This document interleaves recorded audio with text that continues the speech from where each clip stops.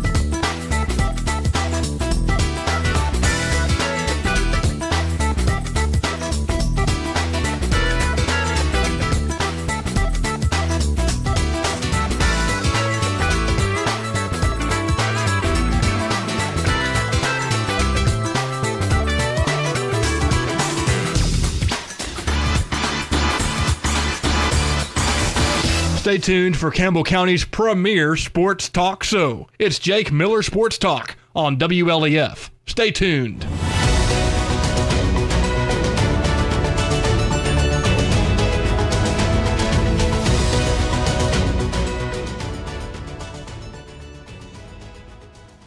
The views, opinions, positions, or strategies expressed on this program do not necessarily reflect those of the staff, management, or advertisers of WLAF.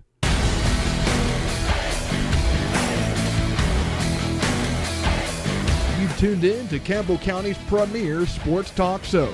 Jake Miller Sports Talk is on the air from now until 8 p.m. Call into the show by way of 423-562-1450. Jake Miller Sports Talk starts now on WLAF.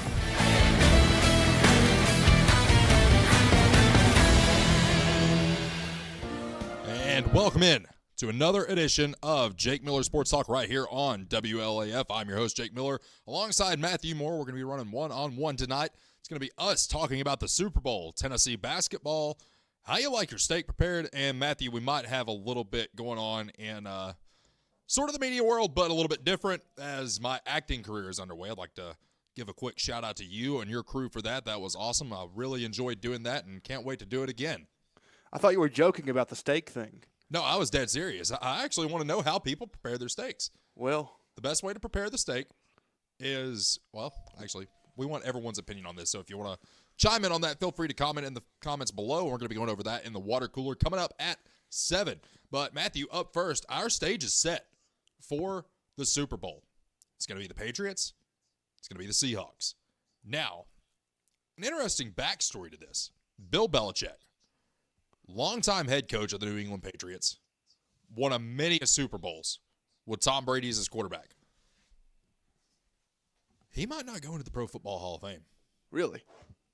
And as interesting as that sounds, I think we learned after the fact, Matthew, that it was Tom Brady, not so much Bill Belichick. Because Tom Brady became the starting quarterback for the New England Patriots by accident. So Drew Bledsoe was the starting quarterback for the New England Patriots. Drew Bledsoe, great quarterback. fantastic quarterback. If you played backyard football on the PC or any of your gaming platforms growing up, you use Drew Bledsoe. Well, then insert Tom Brady into the equation, and he goes on to win multiple Super Bowls. Tom Brady and Bill Belichick eventually break up. Tom Brady goes to Tampa Bay. Tom Brady wins another Super Bowl. Bill Belichick doesn't really do much else. And then he decides he's going to take the head coaching job at North Carolina, which has been very subpar and even mediocre up to this point. So having said all of that, let's jump into Super Bowl. All right. So Drake May, he's been dealing with some lingering issues, stemming from this past Sunday's game. Well, the Patriots, like everyone's saying, well, he might not be able to play. He's not at practice. Guys, the Patriots haven't been to practice yet. So Drake May will be at practice, most likely, when that resumes. And when they take the field, not this Sunday, but next Sunday, it's going to be interesting to see if New England's offense can go and do what they need to do against the Seattle defense. The reason I say this is because we go back this past Sunday when New England was at Denver, and it seemed like New England just could not move the ball by any stretch. Granted, Denver didn't move the ball that well either, because when you look at this game from this past weekend, Jared Stidham, of course, coming in for the injured Bo Nix, Jared Stidham was acting as if it were his place, that he brought the team there, and just his antics before and after plays, it's like, man, you're not the guy. You didn't bring this team here. Bo Nix brought this team here. And they come out, start off hot. Great start. You get a touchdown, you miss the field goal, whatever. And then the snow comes in, it's like, okay, well, nobody can move the ball. So I'm interested to see what this is going to be like. Now, granted, this game is in Santa Clara, California. People say the home of the 49ers, it's in San Francisco. Their stadium's about an hour away from San Francisco. So this is going to be in California. Obviously, the weather's going to be much different than what it would be in Denver, Colorado. So it's going to be very interesting to see going forward what that team can do. You look on the flip side of that, you look at the Seattle Seahawks. They were rolling. All cylinders just popping off. They were playing phenomenal football this past weekend. The crowd was into it. The team was into it. You could tell this team is ready to be a Super Bowl contender. And we're going to be giving our picks later in the show because, Matthew, I do believe we do have a scheduling conflict for next week, and there will not be a show next week. Is that correct? I think the week after. It's going to be the week after, excuse me. So we will be on before Super Bowl Sunday to break that all down for you. And, Matthew, I was just explaining to the listeners, how much the weather might have played a factor and how low scoring the Denver Broncos and New England Patriots game was this past Sunday. And, of course, you watched the game. And, Matthew, I don't know, how much time you've had to work out in the snow, but if you have to work out in the snow, it can get cold. Your hands start to freeze up. Your hands don't work like they should. And, quite frankly, it's a lot harder to do work in the snow than it is if it's 80 and sunny. Do you remember the meme that was pretty popular about a year ago? This guy, football player, he goes, "I'm just so happy to play in some snow. God has blessed me." Man, I'll tell you this much though. I was watching that game and I knew from the rip that New England was probably going to win the game. But there's a part of me that genuinely believes that if Bo Nix had played in that game, Denver's probably going to the Super Bowl. You go into the game without your starting quarterback. You put Jared Stidham in, and he's just not the guy, and there's a reason he's been a backup quarterback for as long as he has. Now, good for him because he's going to get that NFL pension at the end of the day. Like Tyler Bray, like Josh Dobbs. Speaking of Josh Dobbs, New England Patriot, third-string quarterback. Matthew, a lot of people are saying that we as Tennessee fans should be pulling for the New England Patriots because of Josh Dobbs. Matthew, do you want to take a guess at how many snaps Josh Dobbs has played this year? How many? Do you have a hand? Yes. It's less than what's on that hand. So. Very, very – I don't think he took a snap in the regular season, to be honest with you. But, I don't really have an opinion yet on who I'm going to cheer for. I'm going to make that decision next week. But, Matthew, one of the things that, goes into this is everybody's planning a Super Bowl party. Oh, yeah. Did you know that the Monday after the Super Bowl is the day in which people call into work more than any other day of the year? I did know that. And there's going to be some things that happen during the Super Bowl that I want you to watch out for. And I don't know if they still do it, but the way it used to work, Budweiser would actually pay for the first ad after the first touchdown. You know why that is? Because people still have time to go to the store. Well, not necessarily that, but what are you thinking? Your team scored a touchdown, right? Right. You see an ad on TV. Imagine it's for pizza. What are you going to do? I'm probably going to order pizza. Right. You do that. Well, the marketing behind that is, I'm excited. That looks like a great idea. Let's go do that. And in today's world, you can get anything delivered to you. Interesting. Like you can get Jake Miller Sports Talk delivered straight to your phone. You can. Yeah. I was going to say, don't say that you get me delivered to your house. We don't want that. Well, if you're, how much are you willing to pay? I mean, like if the clientele is there, you know, you may have to deliver on that. Really. I mean, deliver. I got a pretty high price tag, man. I got a really high price tag. I don't know if anybody's willing to pay. Yard work, you know. Oh, no. You can help them, you know, do their sports bets or whatever. Gambling problem, call Tennessee Redline, 1-800-889-9789. That is all we're going to say about that. And, of course, you know, Matthew, we had last night Tennessee goes to Stegman Coliseum down at Georgia, picks up the win in overtime by 1 point. The way that this happened, though, I mean, we'll call it like it is, guys. The reason that Tennessee had this game go into overtime, we just cannot hit our free throws. And the easiest shot in basketball is plaguing Tennessee the most right now. When I say it's the easiest shot in basketball, you're 15 feet away from the rim. You can fit 2 basketballs into the rim at the same time, and you have nobody guarding you. And you have 10 seconds to shoot that shot.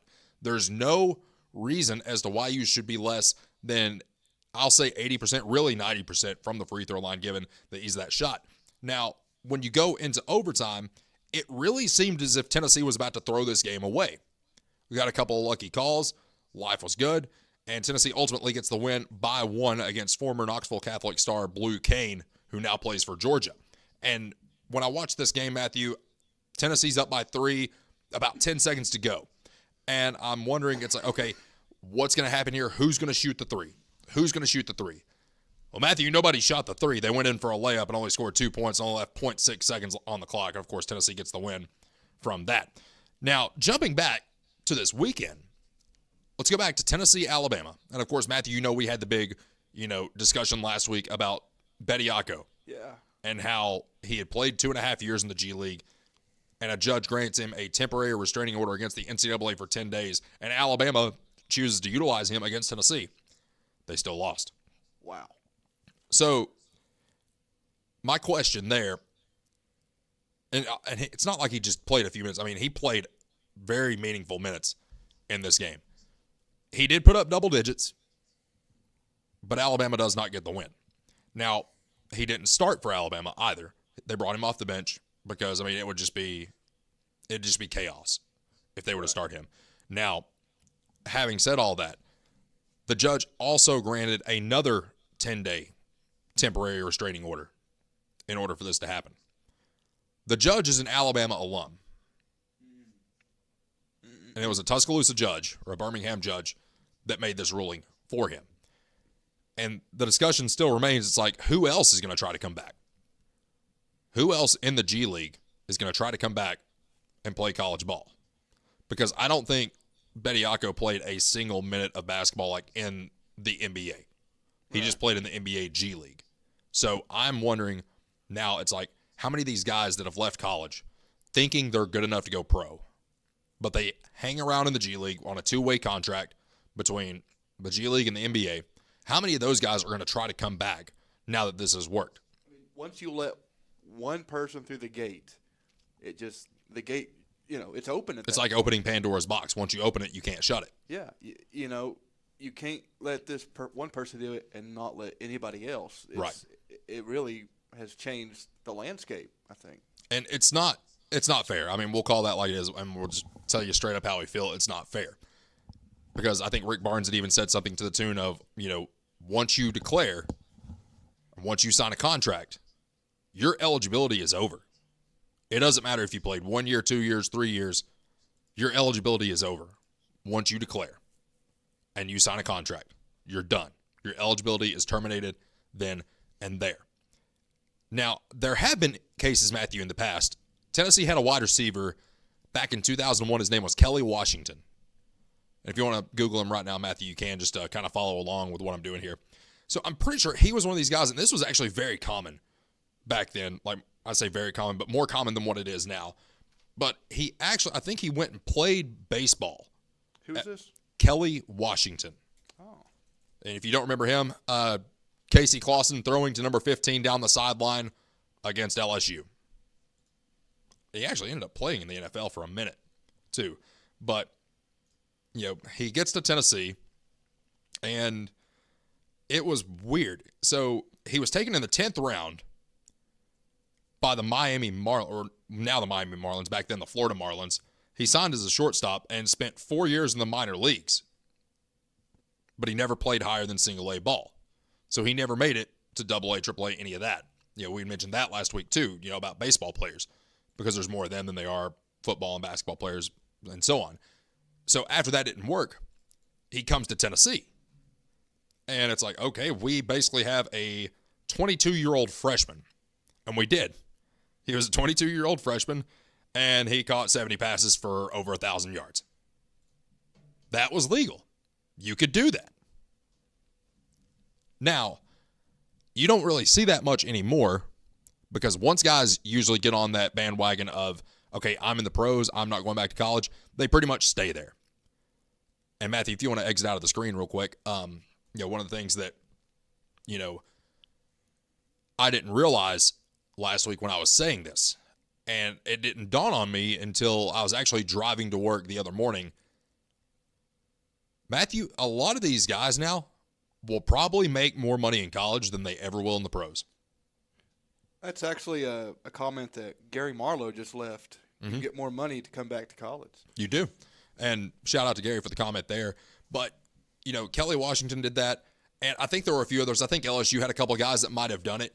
But it really does reign true. And I don't know for this to be a fact, but there was a rumor going around during Marvin Harrison Jr.'s junior year at Ohio State in which he was offered, I think, $28 million to play his senior year at Ohio State. That's what the number one overall pick in the NBA draft would make in his first year. You see Gary's comment there, you can get more money to come back to college. He's right. He's right.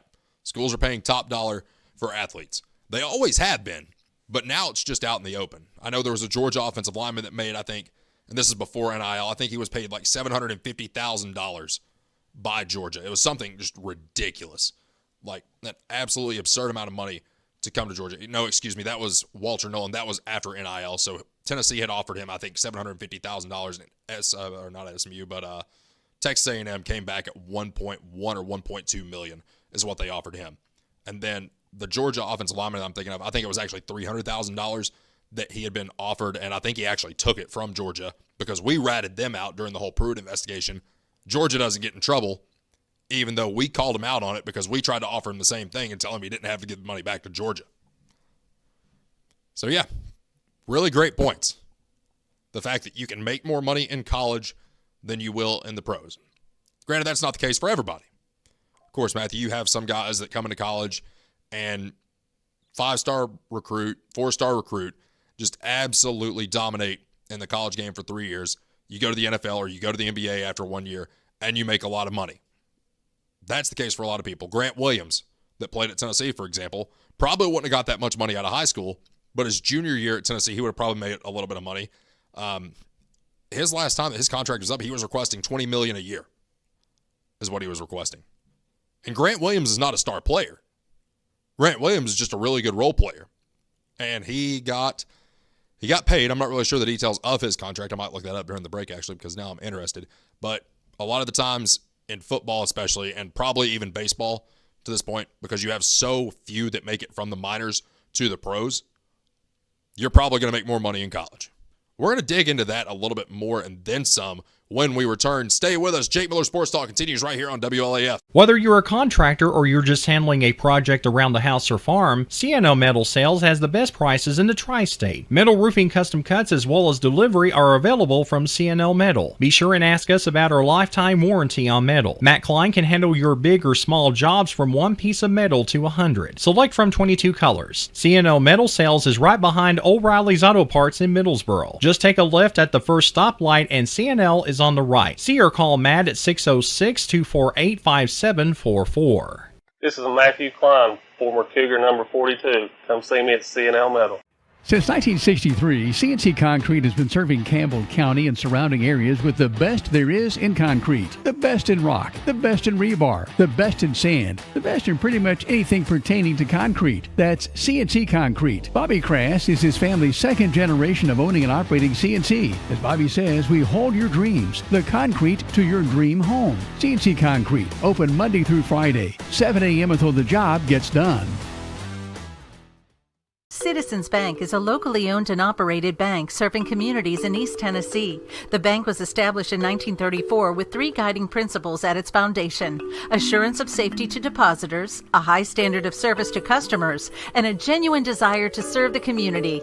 These principles are the core factor in the success that has lasted over 85 years and grown Citizens Bank to the renowned financial institution it is today. To learn more about Citizens Bank, visit citizensbank24.com.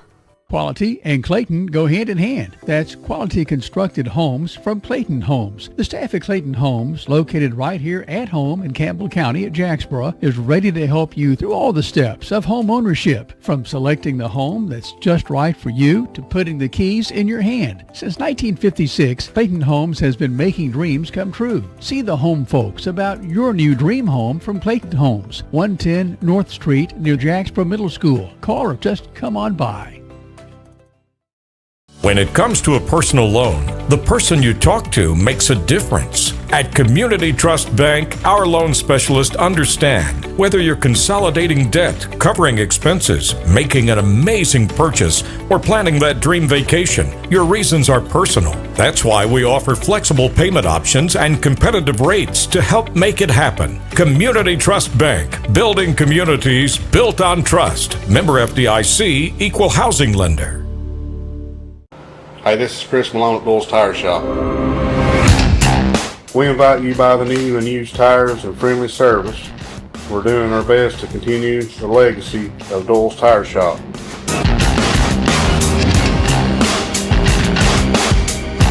Come see us on the 4-lane next to Eagle Tire Pro, right between La Follette and Jacksboro. Doyle's Tire Shop, the tradition continues.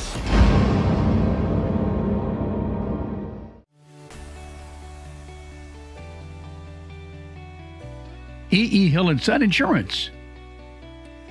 You know, the insurance agency started out as Hill Insurance, and it was started by my grandfather in 1925. Celebrating 100 years in 2025. I went into the insurance business with my dad and my Uncle David in '74 after I got out of UT. Then I bought the agency from my dad in '77. It started as father and son. Most people think that E.E. Hill & Son is my dad and me, and it's not. It was my granddad and my dad. And 100 years later, our agency's been blessed to be in a community that has embraced our agency, and we have had some of the most amazing employees. Go Cougars!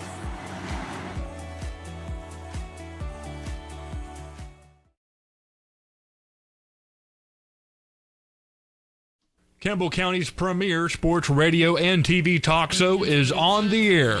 This is Jake Miller Sports Talk on WLAF.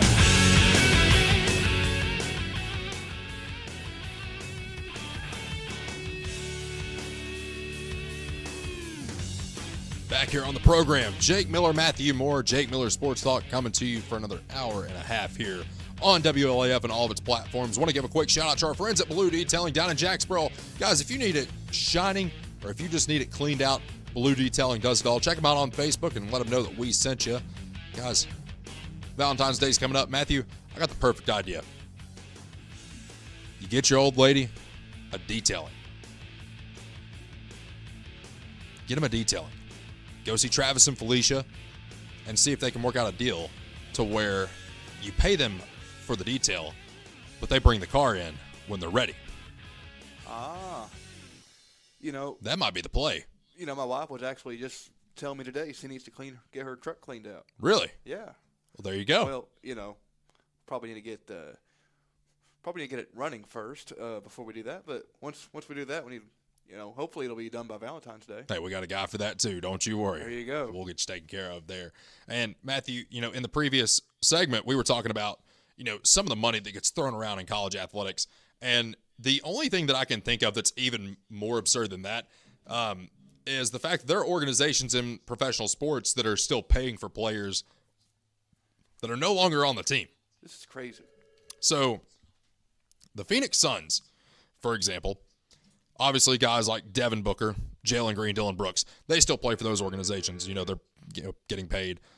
Devin Booker is getting paid $53 million this year. Jalen Green, at 23 years old, is getting paid $33 million. Dylan Brooks is getting paid $21 million. And then you go on down the list. Matthew, are you familiar with a guy by the name of Bradley Beal? I'm not. So he played for the Washington Wizards for a long time. And then he started bouncing around a little bit. And he's now with the Clippers. The Clippers are not paying for Bradley Beal. The Phoenix Suns are paying $53 million for a guy that doesn't even play for them. So if you think that's crazy, it just gets even more and more insane as we look deeper and deeper into this. We talked about some players that have went broke a couple weeks ago with Caden Poston, and we talked about Antoine Walker going broke. And a lot of the reasons, he just didn't know where his money was going. Now I think it would be a little bit harder for you to go broke, considering you have some guys on 5-year deals that are worth up to $250 million. That would be really hard to go broke on. If I might say so myself, Matthew. $250 million, it would be hard to go broke on that. Anything is possible if you put your mind to it. Well, a lot of players have put their mind to it. You have a lot of players that have went broke, which now, luckily, they give financial counseling to these guys, and they try to set them up for success with a financial advisor. A lot of guys in the past, they let their agent handle everything. Mm-hmm. Well, sometimes the agents weren't the best with money. There's a reason they were an agent and not a financial advisor. They probably should call Dave Ramsey, the Ramsey Show, weekdays at 3 on WLAF. Well, first of all, you're going to live like you're making $30,000. I know you're making $30 million, but you're going to live like you're making $30,000, and then you're going to be eating rice and beans and rice until your contract is up, and then we'll reevaluate from there. If you're really Dave Ramsey, then how are you today? Better than I deserve. There you go. Matthew, there's been stories too. Antoine Walker had 24 cell phones on his account. He only knew like 2 or 3 of the numbers on it. So he was paying for 21 phones. He had no idea who they belonged to. Wow. Some people had 8 mortgages. Some people just blew their money on jewelry, cars, and a house. And then they couldn't pay the taxes on the house once their contract was up. Got to pay those taxes. The government will get their money one way or another. But there's been other cases, Matthew, in which you've seen guys just get scammed out of money. So there was an NFL player, he got approached by a guy to open up car washes. And that was a common thing like back in the 80s and 90s, was to open up a car wash, right? Still is. Well, some of those guys, they gave money to a person, and they never saw them or the money again. No car wash. Every athlete, not every athlete, but a lot of athletes try to get into the restaurant business. Matthew, what do I do for a living? You work sales. Mm-hmm. Yes. And I do radio. Yes. What if I told you I want to open up a restaurant? I would say that's not in your wheelhouse. Why are you doing this? Exactly. Everybody wants their own place, right? Right. Well, then that becomes the thing. Obviously, they go broke doing that because a lot of those restaurants fail as soon as they open up to begin with. And there was one investment I remember watching the ESPN documentary Broke. And a player had been approached by a guy to genetically modify tomatoes. Looked at his agent and said, Ed, the tomatoes are this big. And just think, tomatoes are in ketchup, and everybody eats ketchup. Sounds like his head is this big. Yes. And then there was another guy that got approached about bubble wrap for your furniture that expands on water contact. That way, when it floods, you can just go down the street and get your couch and not have to go buy another one. I'm not kidding. Like, some of this stuff actually happened. And you hear more and more stuff, and you think you've heard it all, and then you hear something different. What's the weirdest idea anybody's ever approached you about? Weirdest idea? I don't know. I'd have to think about that. I can't think of that on the spot. What's a weird idea that have given to you? What's a weird idea that's been given to me? Yeah. Trying to think. I don't know. I've had a couple of crazy ones myself.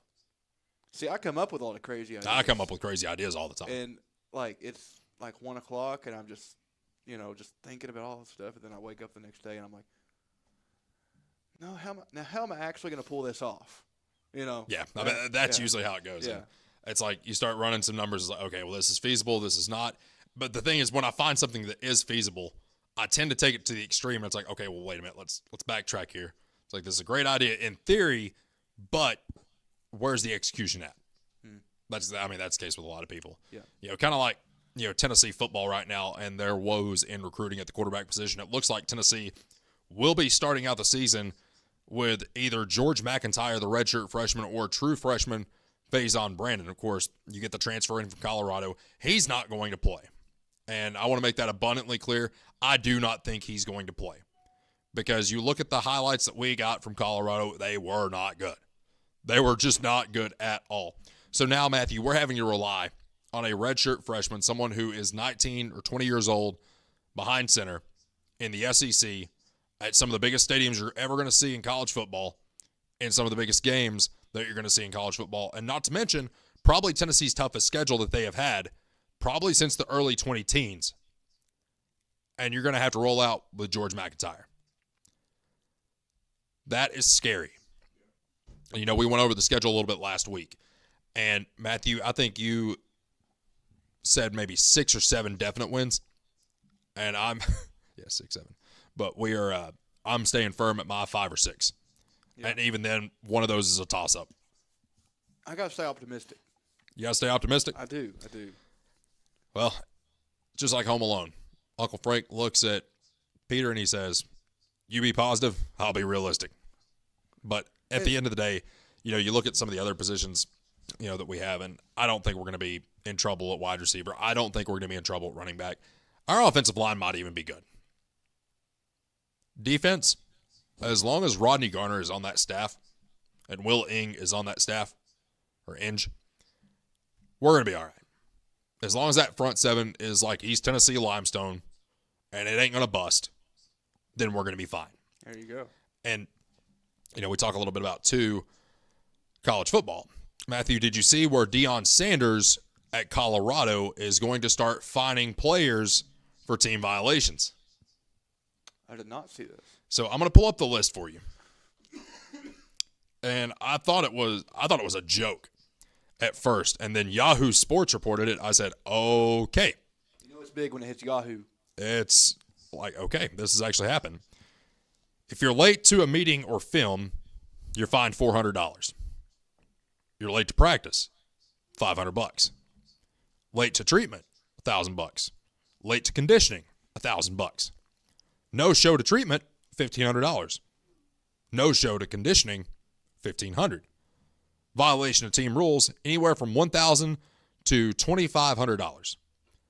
Public or social misconduct, $2,000 to $5,000. No show to meeting or film session, $2,000. And if you no show, period, it's $2,500. But how much are these people getting paid?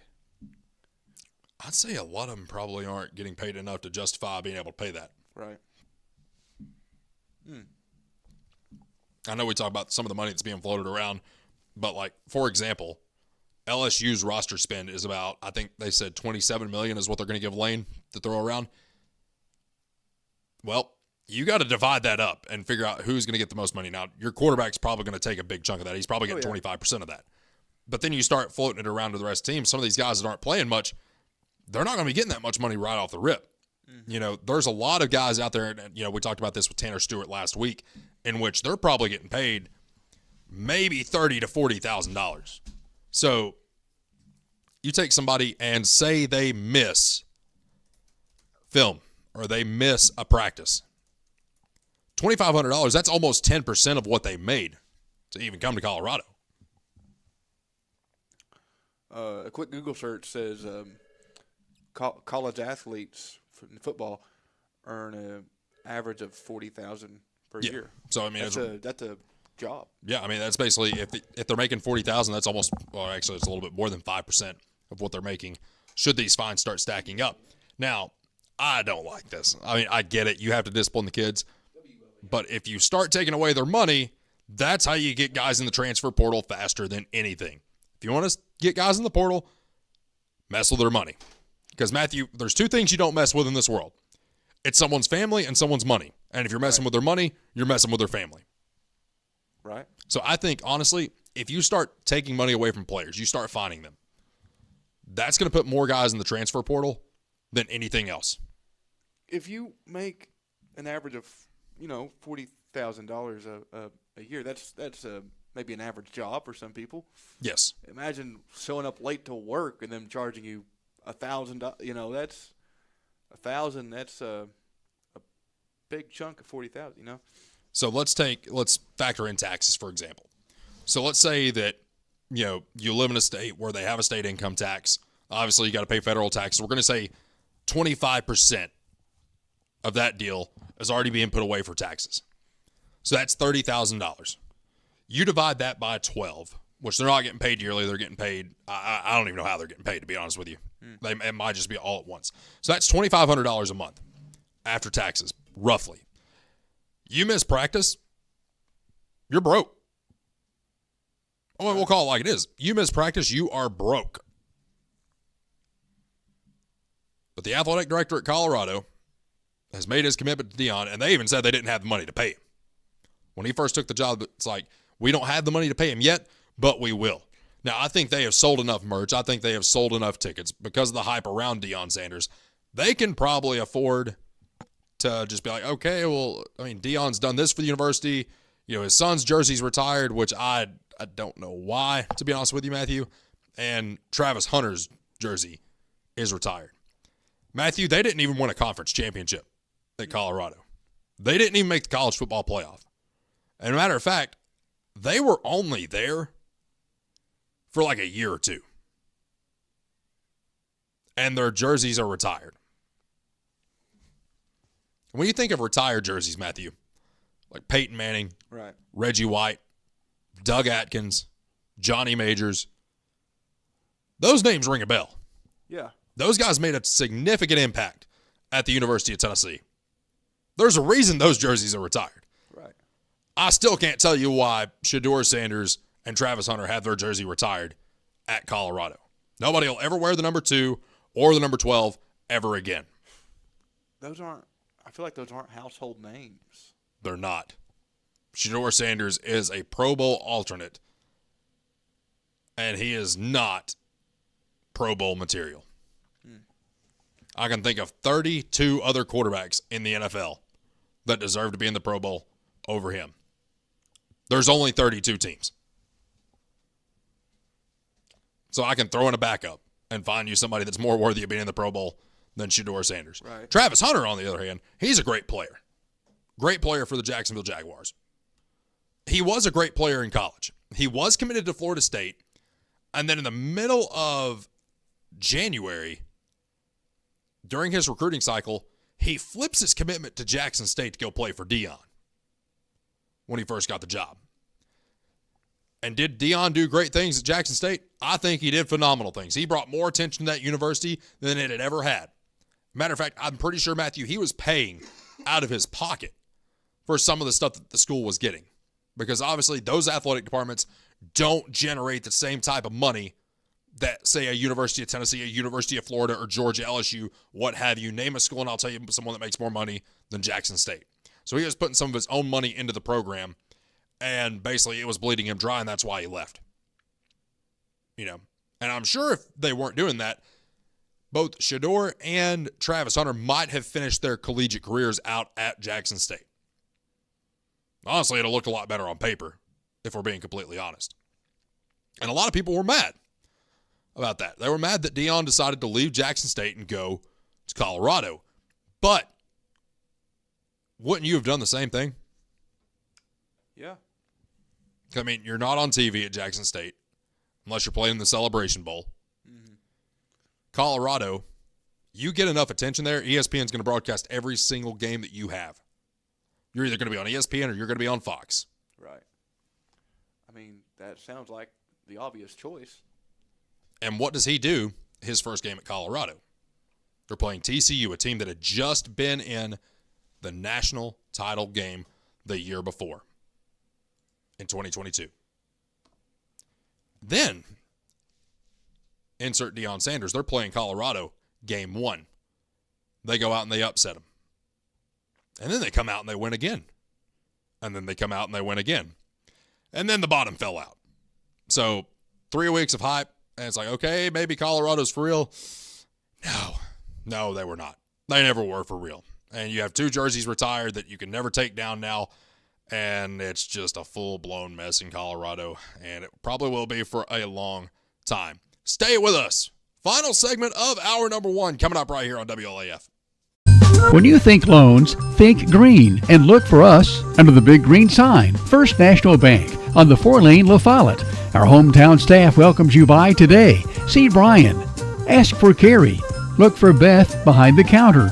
Or see Taylor at the drive-thru. First National Bank Oneida. Member FDIC. Equal housing lender. Your family, your future, your bank. First National Bank. Cougar fans, get your First National Bank orange and blue Cougar debit card.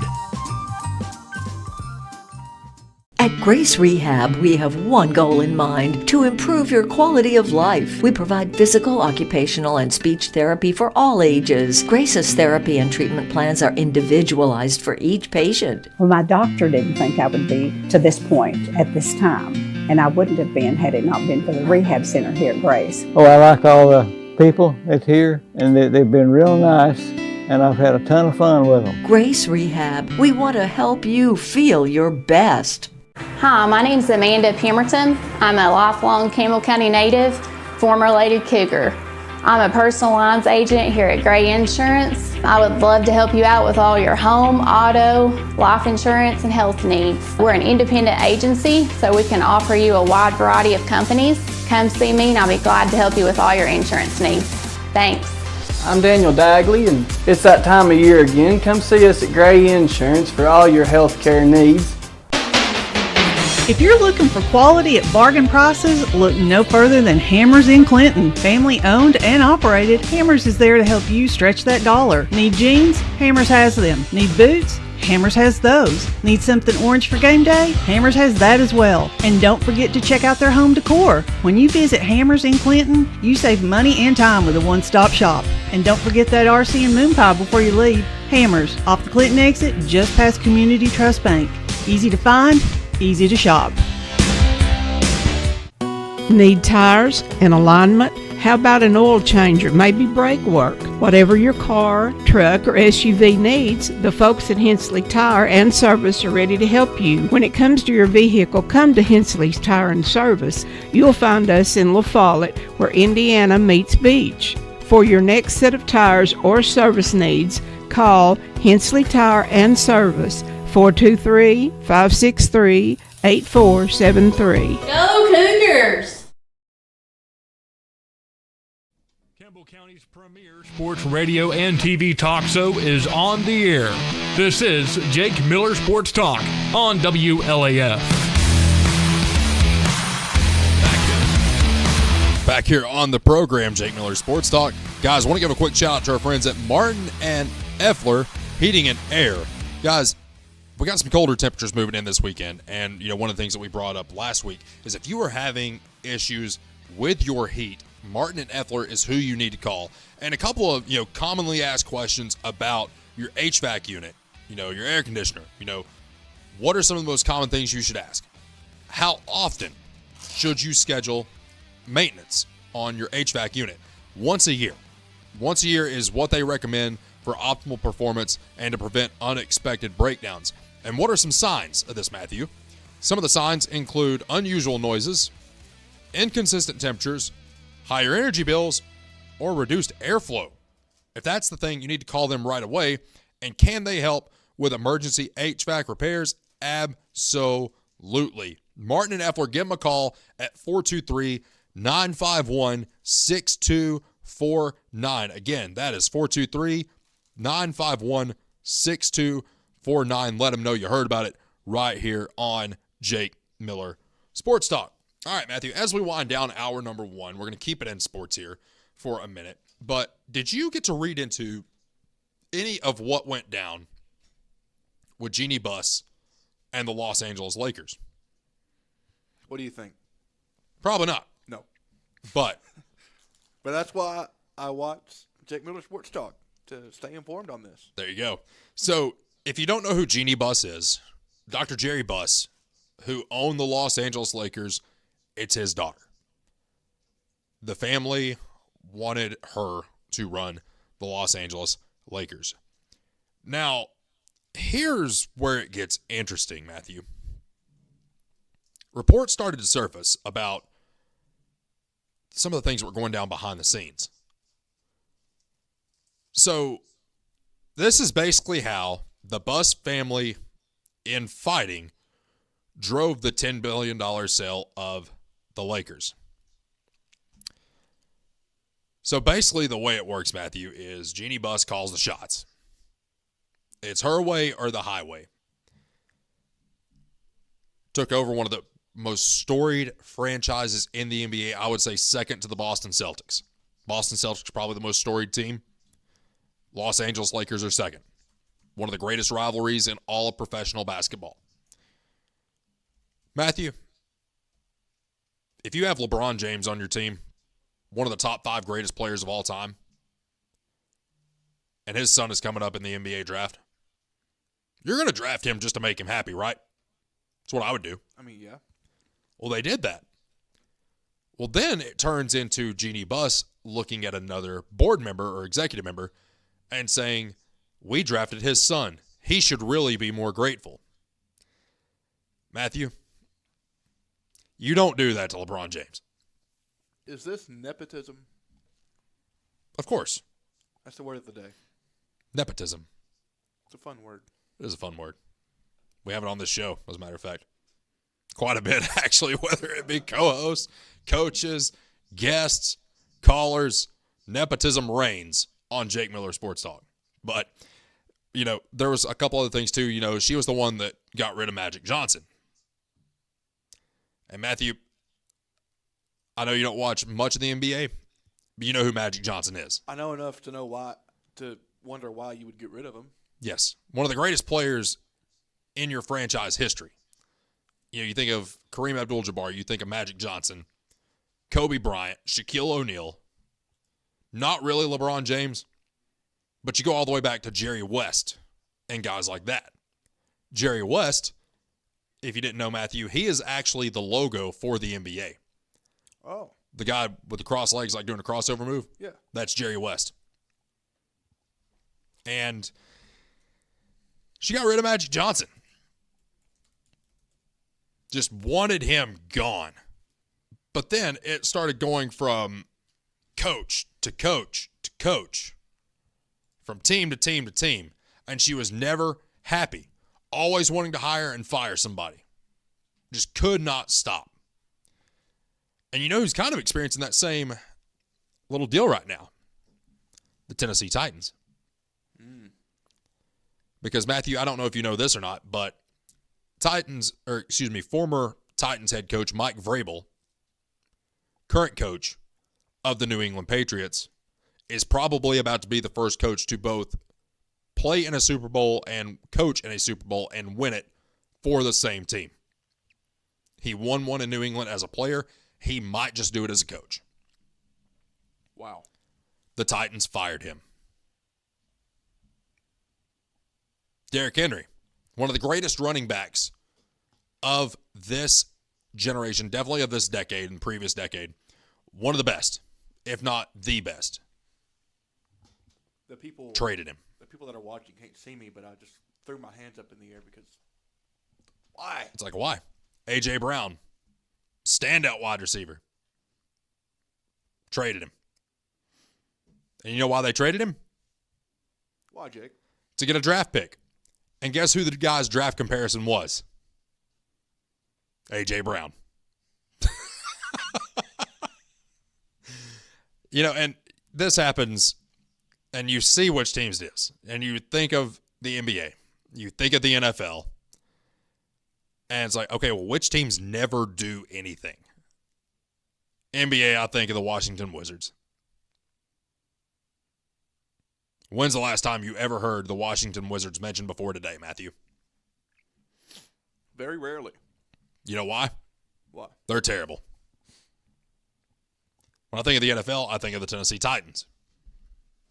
A lot of people probably don't want to hear that because they're our team that is, 3.5 hours down I-40 to Nashville. They're just not a good organization. When Amy Adams Strunk took over from her dad, Bud Adams, things went south. Things went south. Matter of fact, Matthew, there was even a petition that some people had started online to try to get her to sell the team. But you know what's funny about team ownership is the fact that you can look at Green Bay. You look at the Green Bay Packers. Who do you think owns the Green Bay Packers? The fans do. Really? Yes. It is the only team in the NFL that does not have a true owner. Then who runs it? General manager. Oh. Mm-hmm. Who pays the general manager? Funds that are, I guess, going into the accounting department. At that point, I think it's pretty much the accounting department handles it, and then it's like, okay, you get paid this, you get paid that. Is there like a board? Pretty much. Okay. Yeah. But you look at them, and you think of successful NFL franchises, you have to put Green Bay at the top. You can't really say that share the same sentiment with the Dallas Cowboys. Now, granted, I don't have a problem with the Cowboys. But you look at other teams that are consistently at the top. The New England Patriots, even after Bill Belichick, even after Tom Brady, they're about to play for another Super Bowl. Pittsburgh Steelers for a long time. They were up there. Miami Dolphins, what's going on there? We don't know.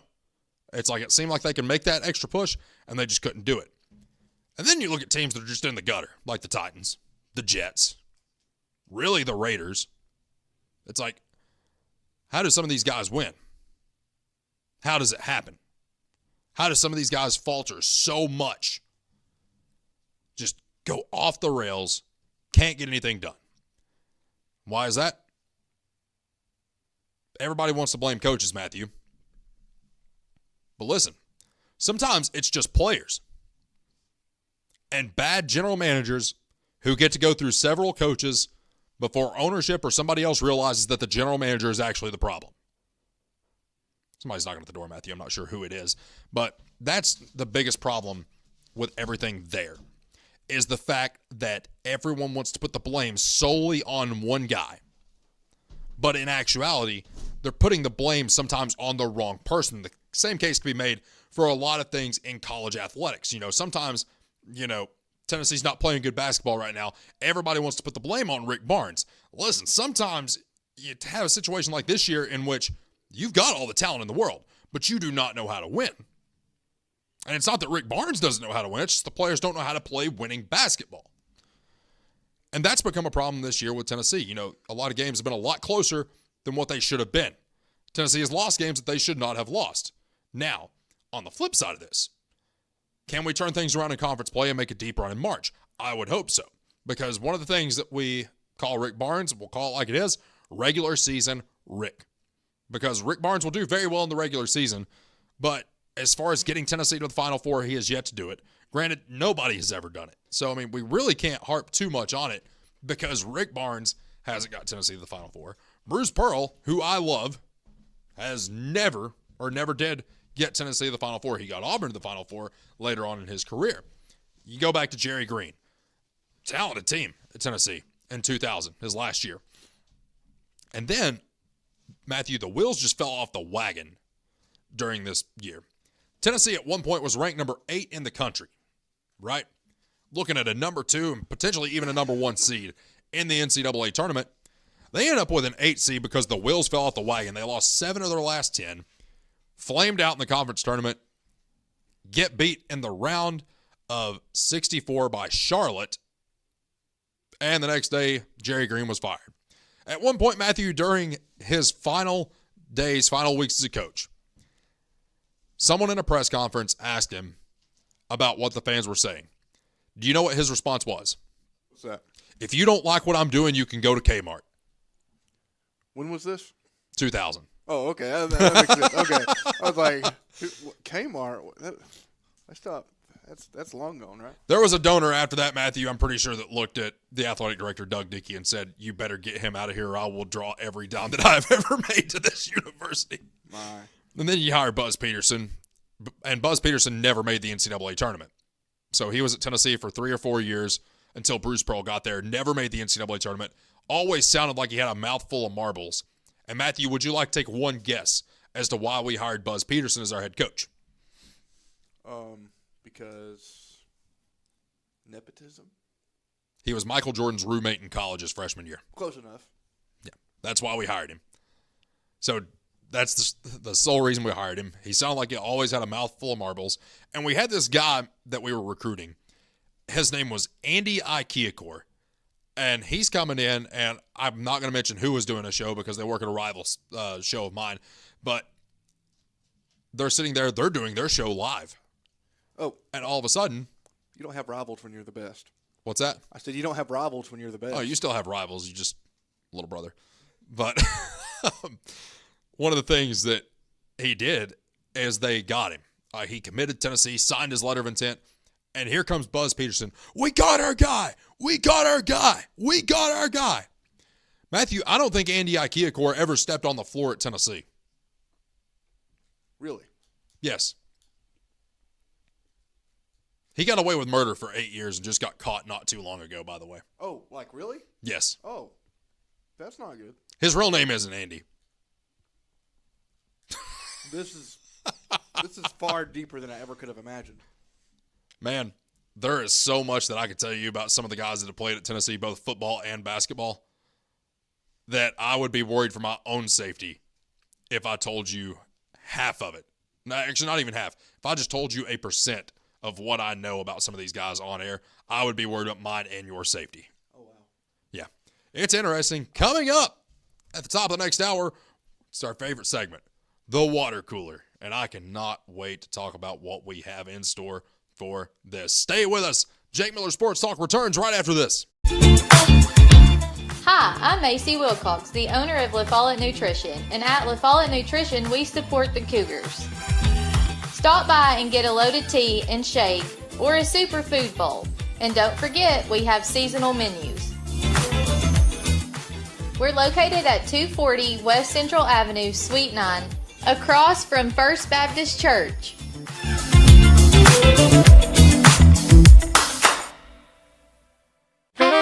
I'm Bailey Ball. Come see my dad, Billy, at La Follette Mine Supply. Hey, he's my dad too. Come see our dad.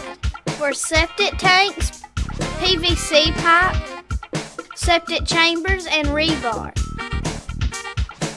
Be sure and ask about our low prices on Tractor Ag Fluid, Def Fluid, and Rotella T4 motor oil. What's that? No kids zone? You can read? The staff at LUB, La Follette Utilities Board, is there for you. You may be needing new service at your future home. LUB crews bring the experience, know-how, and equipment to put you in service. And when troubles arise, LUB crews are there, no matter the hour or the day, to restore your service. Connect to LUB.org or call 423-562-3316 for assistance on new service, existing service, or to report an outage. Count on LUB to be there.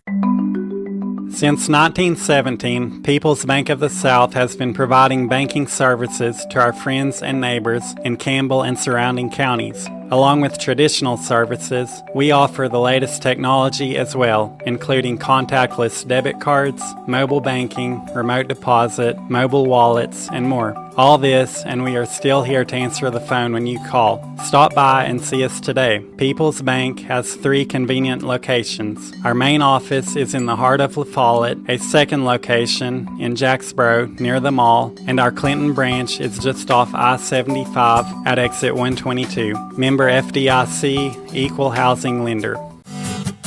BP is here for you. Rice Oil features BP at Big O's Valley and at Cumberland Crossing BP. BP provides the energy that keeps Campbell County and America moving. Amoco is here for you. Amoco brings you the quality fuel that Americans have been trusting for more than 100 years. Find Amoco at West End Amoco.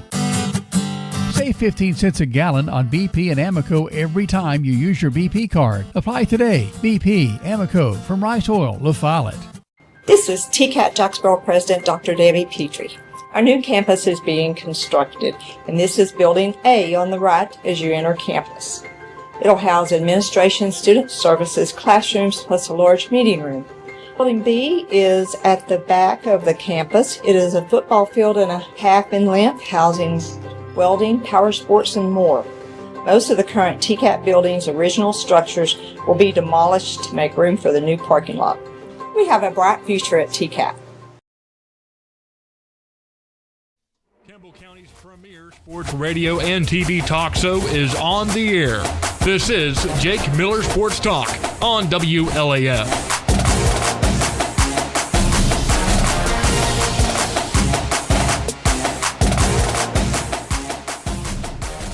Back here on the program, Jake Miller Sports Talk. One more hour. It is time for my favorite segment that we do, Matthew.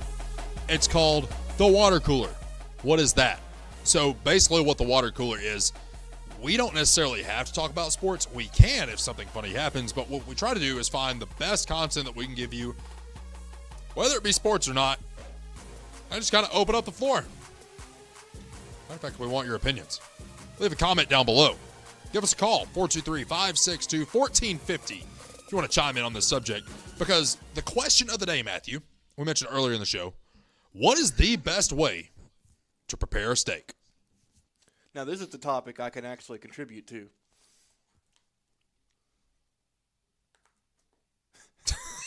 I thought you were about to say something. No. Oh, man, my bad. But actually, we have a special guest in studio tonight. If she wants to give her opinion, she's more than welcome to. Yeah. When earlier you mentioned somebody was knocking on the door. Mm-hmm. It was my wife. Mm-hmm. She was trying to scare me. She was like behind the door, That's scary. It was very scary. Very frightening. Well, all right, Matthew, I want to hear it from you. What is the best way to prepare a steak? That's the tough one. I grew up steaks on the grill. That's how they were made. Generous amount of salt and pepper, especially that pepper, and marinated in Dales. I get it confused. Dales. That is the flavor of my childhood. Is Dales. Nice. And put on the grill. There you go. Gristle and all. But I do think there is a place for pan frying because you're able to kind of baste your steak, get the juices all in there and stuff, and that is a very acceptable way. And you can probably get a better tasting steak, but especially if it's like charcoal grill, that the flavor you get from the grill is just and really more so the atmosphere of just going outside on your back porch and cooking some steaks compared to doing one by one on your oven, on your stove. It's just the atmosphere just brings something to it doing it outside, putting all the steaks on the grill. Maybe you have a gathering of friends, or maybe you're out by the pool or something, So, in a roundabout way, grill is the overall best pick. That's my pick for this week. All right. So, I enjoy grilling them. I really do. But I'm going to hit you with, and it's a method actually that I saw Gordon Ramsay do. Microwave? No. If anybody microwaves a steak, I'll go rogue. I have. So, Can I call her by her first name, or do I have to call her Matt's wife? You can call her whatever. Jocelyn. Tell me he has not microwaved a steak. Now, Matthew, I'm going to say it before. I've said it before. I'm going to say it again. You listen, and you listen good. If I ever find out that you have microwaved a steak raw, then I'm going to find you, Matthew. No, I got to tell you. And we're going to give a full-blown cooking lesson at that point. So there is this grill that you put inside of your microwave, and then the microwave gets the grill warm. It's like metal, but it doesn't do anything weird. But at that point, why not get a George Foreman grill or something like that? But it's pretty neat. I'll see if I can pull it up. Tupperware actually sells it. I just realized how big the bags are up underneath my eyes. I've been awake for way too long today. Anyway. See if I can find it. But I'm going to give you my favorite method, Matthew. Pan sear. Yes. And what I do is I marinate it in Worcestershire sauce. Worcestershire sauce? Worcestershire sauce. It's my sister's birthday today. Oh. Yeah. Happy birthday. Speaking of sisters. And my mother-in-law. 2 different people. Hey, 2 birthdays. How about that? Yeah. Nice. That'll be $60. Wait a minute. This is a real thing. This is a real thing. This is incredible. You put it in your microwave, and yeah, you can. It's I don't. He has done fish in it. I don't eat. I took a lot of fish in it, but it's good for steaks. But at that point, just be a human and use an actual grill. But if you're low on space, and let's cut over to the camera, so Jake's face. If you're low on space, it might work. I'd rather go with my method. Yes. And I learned Tell this. me more about your method. So I actually learned it from Gordon Ramsay because when the Philips air fryer came out, that was, I think, the first one to come out, maybe. But he was doing an ad for it and did a full-blown 4-minute video on how to cook steaks in it. So what he did is he actually used a coffee chili rub to do it. And then he did another video which showed him pan-searing it. So, what I would do is I would marinate it in Worcestershire sauce, and there's a seasoning by Kinder's called caramelized onion butter that actually sounds really, really insane, but it's actually really, really good. Caramelized onion butter? That Yes. sounds amazing. So I do that with the Worcestershire sauce. Pan-sear it on each side for about a minute and a half, 2 minutes each. And while I'm doing that, I'm basting it with yogurt butter and garlic salt. And then you take it out of the pan after that, throw it on the air fryer rack, and throw it in the air fryer for about 8 to 10 minutes. Comes out the perfect medium rare. I found that to be the best way.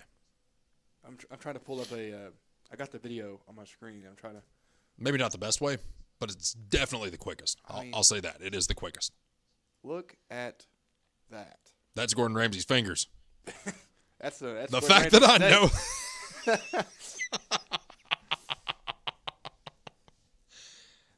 Did I really just identify a human being by his fingers? Yep, that's his. That's it. There's the garlic herb butter on top. That looks amazing. So, I think he did potatoes underneath. So you're cooking next week, right? I do it all the time anyway. There you go. Might as well.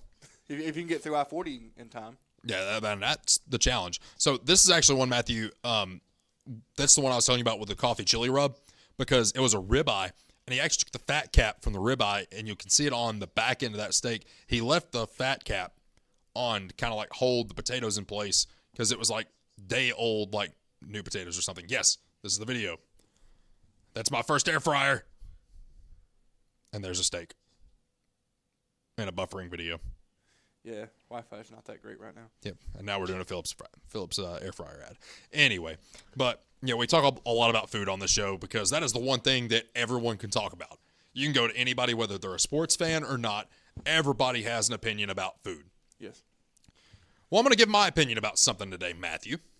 So, I haven't eaten since 12 o'clock today or whatever. It's showtime, and I'm like, man, I really need something to eat.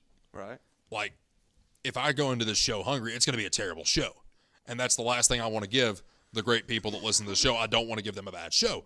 So I'm like, man, I'm driving down the 4-lane. It's like, man, I don't want to bother Charlie's because we didn't get the pizza in. I don't want to stop here. There's your first mistake. Yeah, that was the first mistake. But I'm like, all right, well, let's just go on up further to the road. There's 2 fast food restaurants past Food City that I can go to. Everybody knows those 2 restaurants. Well, I go to the first one you come to, right? So it's like, okay, and I'm one of these people, Matthew, I have to order on the app.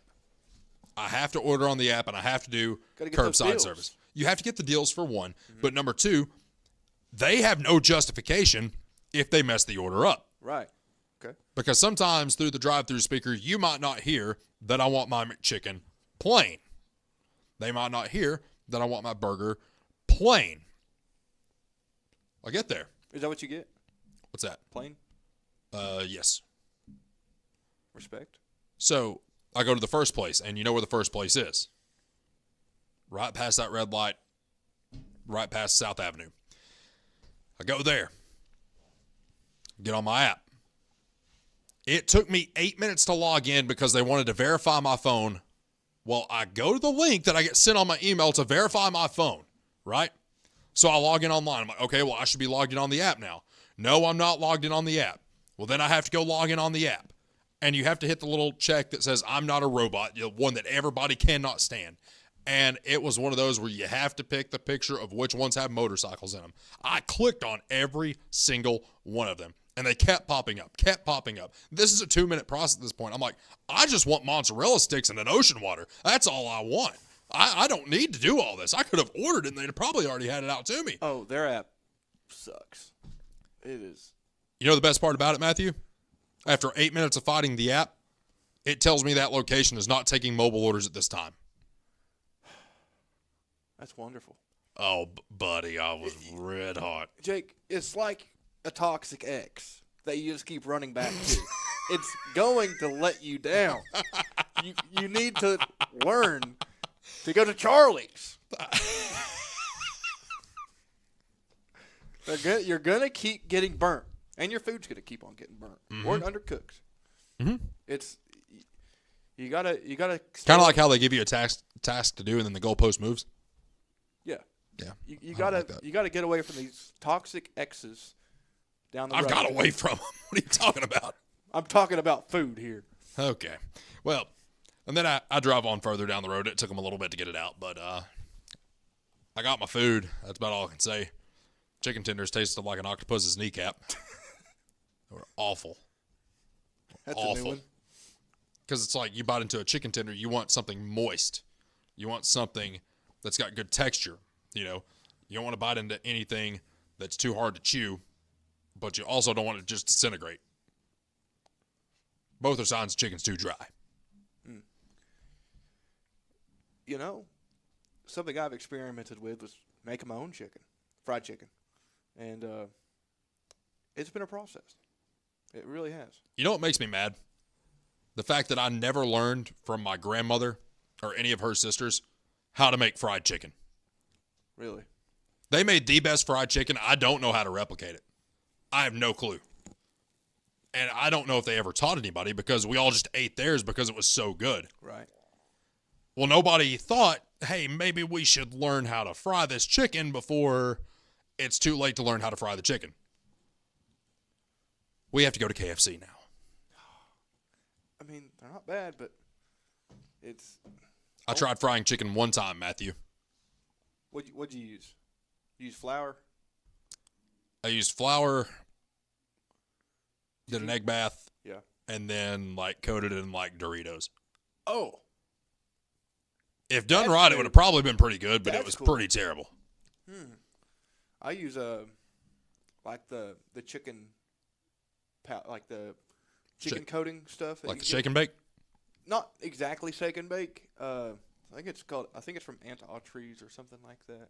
Interesting. But I'll take a gander at that during the break. Turned out pretty good, but I also went to Buc-ee's today. Because work calls, and sometimes they call from Sevierville. Yeah, and it reminded me as to why I don't go in there too often. Buc-ee's, when they first opened up, I drove to Sevierville specifically for a gas station. It was fun. It was fresh. It was new. Now that we all live in a decently close vicinity to a Buc-ee's, it really has revealed the truth. And the truth is, it is overhyped. Some of it, yes. I still think the Texas cheesesteak burrito is phenomenal. Oh, and I will say the brisket, very overhyped. Yeah, the chicken burrito is it's pretty good. Underhyped, but very good. Very good. Yes. And if you want to get your protein in and you're like really hungry, if I've been hungry, and I get hungry, I've had that burrito and I still can't finish it. I will make the argument that the Buc-ee's pulled pork sandwich is better than the brisket sandwich. I would agree with you on that. I think it's much better. Now, some of the other stuff in aisle that you can buy, Matthew, the beaver nuggets, overhyped. Yeah, they used to be very overhyped. But I will tell you what is not overhyped. Matter of fact, I would say underrated. Have you all ever had the white cheddar Buc-ee's Nuggies? Huh. So I dropped some off to Lexi at work. And I was like, how's your food? She's like, well, I'm saving the burrito. But my coworker and I have demolished just about the whole bag of these white cheddar Buc-ee's Nuggies.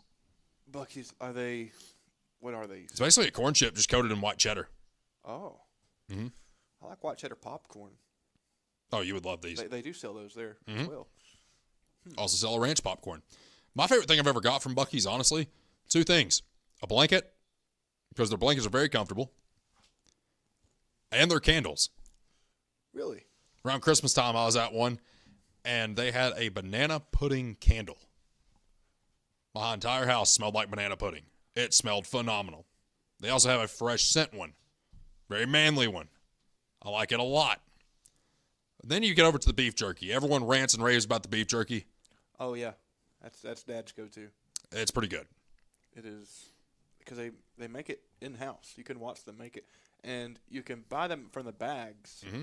But you can also go to the department in the back, and they can make you, like, put it together themselves. And, like, you can get a pound, half a pound, whatever. And that's probably the most cost-effective way to if you're like my dad and just go through beef jerky like it's nothing. Yeah. Man. But let's go around the room here. Favorite item from Buc-ee's? Gas. Matthew. Gas is cheap, and if I have the wheelbarrow that you can eat. Gas. No. The chicken burrito. Chicken burrito. They used to have fries. They were amazing, but they quit. I wish I could have got a hold of some of those. The tots are okay. So good. They were better than the tots. I believe that. Are they were they like real good and potatoey? They were like the shoestring fries. Even better. I like those better. Man. Kind of like the old Crystal fries before they ruined them. Yeah, they were crunchy. Nice. Man, I missed out. I love a crunchy fry. I'm going to give you one that you're not expecting from me because I don't eat a lot of sweets. But have you ever had one of the ice cream sandwiches that's sitting in a little cooler right before you check out? Yes. The strawberry ice cream sandwich with strawberry ice cream in between 2 sugar cookies. It takes everything in me not to get one before I go out the door if I'm at a Buc-ee's. I usually get the little cup of like Bluebell ice cream. Yeah. That's a go-to for me. It's always a good go-to. Got a couple other things there that are pretty good. I almost got the the seasoned cashews, not the seasoned cashews, but like the ones they put in the little machine and it gives them some sort of coating. Almost got some of those today, but I was like, better not. Those are good. Because, they have with pecans. I'm allergic to pecans, so I can't have that. But they had cashews. I'm like, it's interesting. But at the same time, they're probably in the same machine as the pecans. And quite frankly, I didn't have anybody take me to the hospital if things went bad. And I'd never carry my EpiPen, so we just were not going to chance it. That is your water cooler presented by our friends at Charlie's Pizza. We had one this week in which we didn't discuss anything obscene or just absolutely ridiculous like we have in weeks past. And I feel like it's a good time to give them a shout out. So we're going to give our friends at Charlie's a shout out down in Jacksboro, 423-562-0116. They've got it all. Matthew, I love me some cauliflower crust. I'm just impressed you memorized their phone number by heart. Buddy, I've known that phone number since I was 8 years old. That's, that if there's 'Cause any back in phone the number day, to know, that's it. Well, back in the day, we didn't have smartphones. You either had to write the number down on a piece of paper, look it up in the phone book, or you memorized it. So I just figured I would go ahead and memorize it. There you go. I know the number to every place except for the hut. And who needs it? Nobody. Not getting a sponsorship from them. Nah. We don't need that. No, we don't need that. They're not my favorite at all. That's going to do it for the water cooler. We'll return here in a few minutes. Get some messages from our sponsors. We'll be talking about something here in the next segment that might pique somebody's interest. And quite frankly, it's something that I got to do a little over 2 months ago. And at first, I was like, sure, I'll do that. And then I'm like, okay, what's it for? And it's for Matthew. And we're going to talk about, actually, we're not going to ruin all of it. But bottom line, I'll go to bat for that guy any day of the week. Stay with us. Jake Miller Sports Talk continues right after this.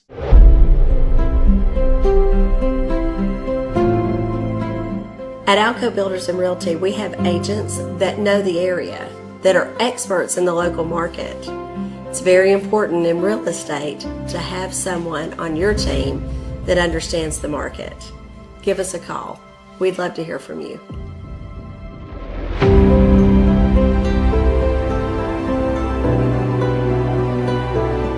For more than 5 decades, one name has delivered excellence in paving: Boshears. Boshears Paving. From the perfect finish of your home driveway to commercial parking lots to roads for a new subdivision, Boshears Paving handles all types of paving projects. Boshears Paving protects your investment, enhances curb appeal with expert seal coating and precise professional striping. Unmatched quality, reliability, and service you can trust. No matter your paving needs, Boshears Paving is your solution. Call them today, 423-562-2162.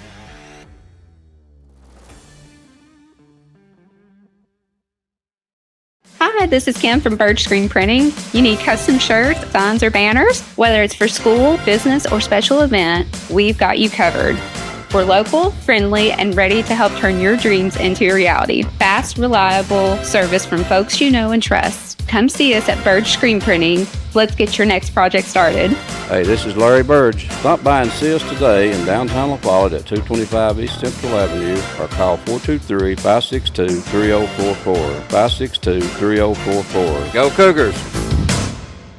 Whether you're a contractor or you're just handling a project around the house or farm, CNO Metal Sales has the best prices in the tri-state. Metal roofing custom cuts as well as delivery are available from CNO Metal. Be sure and ask us about our lifetime warranty on metal. Matt Klein can handle your big or small jobs from 1 piece of metal to 100. Select from 22 colors. CNO Metal Sales is right behind O'Reilly's Auto Parts in Middlesboro. Just take a left at the first stoplight and CNL is on the right. See or call Matt at 606-248-5744. This is Matthew Klein, former Cougar number 42. Come see me at CNL Metal.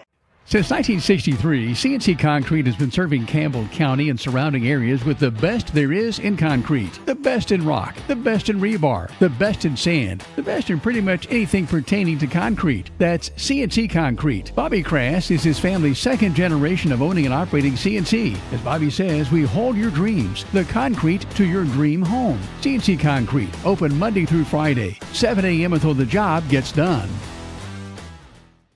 Citizens Bank is a locally owned and operated bank serving communities in East Tennessee. The bank was established in 1934 with 3 guiding principles at its foundation: assurance of safety to depositors, a high standard of service to customers, and a genuine desire to serve the community. These principles are the core factor in the success that has lasted over 85 years and grown Citizens Bank to the renowned financial institution it is today. To learn more about Citizens Bank, visit citizensbank24.com.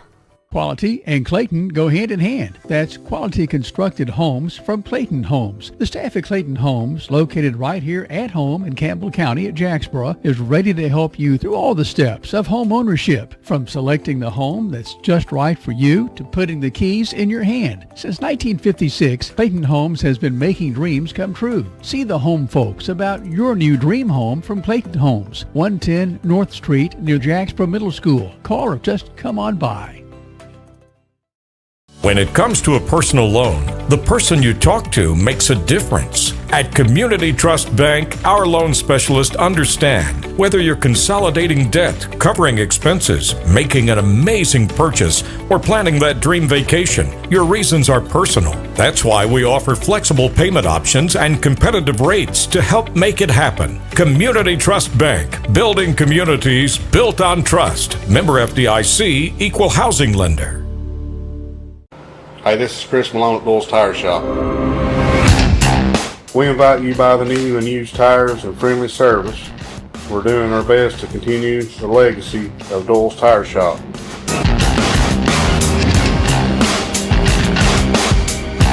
Come see us on the 4-lane next to Eagle Tire Pro, right between La Follette and Jacksboro.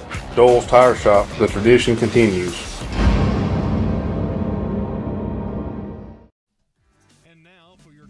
Analysis of all things Campbell County athletics and beyond, it's Jake Miller Sports Talk on WLAF.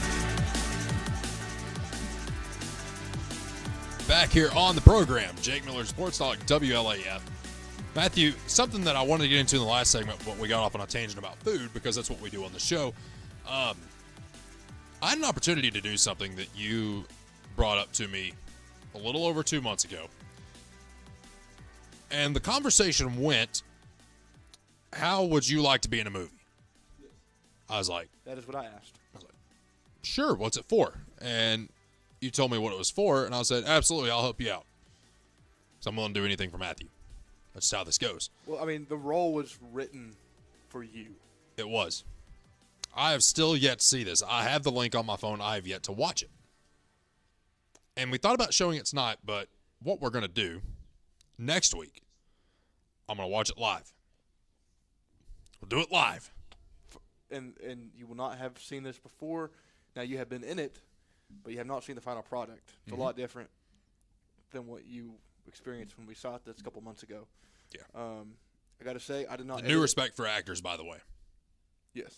And this was a project, like Jake said, it's done 2 months ago, and it was done by a group of class members at Pellissippi State Community College in Hardin Valley in Knoxville.